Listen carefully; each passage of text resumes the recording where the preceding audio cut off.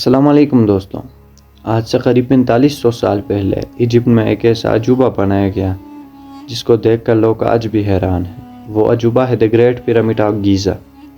آخر اتنے سال پہلے نہ تو کوئی ٹیکنالوجی تھی تو ان پیرامڈس کو کیسے بنایا گیا اور ان کو بنانے کا مقصد کیا تھا۔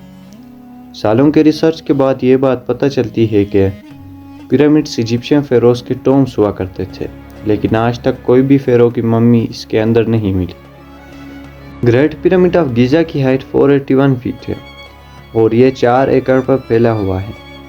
اس کے چاروں والز کی لمبائی ایگزیکٹلی 230 میٹر ہے۔ نارملی دیکھنے پر پیرامڈس کی 4 سائڈس ہیں، لیکن گریٹ پیرامڈ آف گیزا کے 8 سائڈس ہیں، جو صرف سولر ایکوینکس والے دن ہی آپ کو نظر آئیں گے۔ اور سب سے انٹرسٹنگ بات یہ ہے کہ ان پیرامڈس کے ایسٹرن اور ویسٹرن والز بالکل سیدھے نارتھ پول کی طرف۔ ان پیرامڈس کو بنانے میں 20,000 غلاموں نے کام کیا، جنہوں نے 20 سال لگایا اس کو بنانے میں۔ آپ نے کئی موویز میں دیکھا ہوگا کہ پیرامڈس کو جن لوگوں نے بنایا وہ غلام تھے، لیکن حقیقت کچھ اور ہے۔ پیرامڈس کو جن مزدوروں نے بنایا وہ غلام نہیں تھے، بلکہ معاشرے کے اہم لوگ تھے۔ وہ پیرامڈس کو بنانے کے لیے اچھا معاوضہ لیتے تھے۔ لیکن اب آتے ہیں سب سے بڑے سوال کی طرف کہ ان پیرامڈس کو کیسے بنایا گیا۔ Great pyramid of Giza 23 lakh limestone کی مدد سے بنا ہوا ہے اور ایک لائم اسٹون کا وزن ہے 2.5 ٹن۔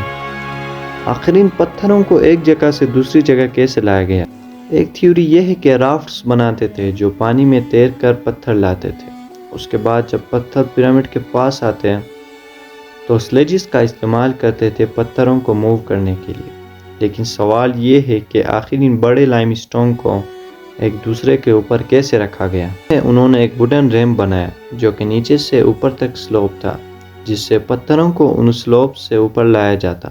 تھیوری یہ بھی ہے کہ جس میں لیور کا استعمال کیا گیا، اس میں سینٹر میں ایک بڑے پتھر لاتے تھے جس کی ہائٹ نیچے والے سے زیادہ ہو، اور اس کا دوسرے سائڈ پر وزن رکھتے تھے جس سے پتھر کو اوپر لایا جاتا تھا۔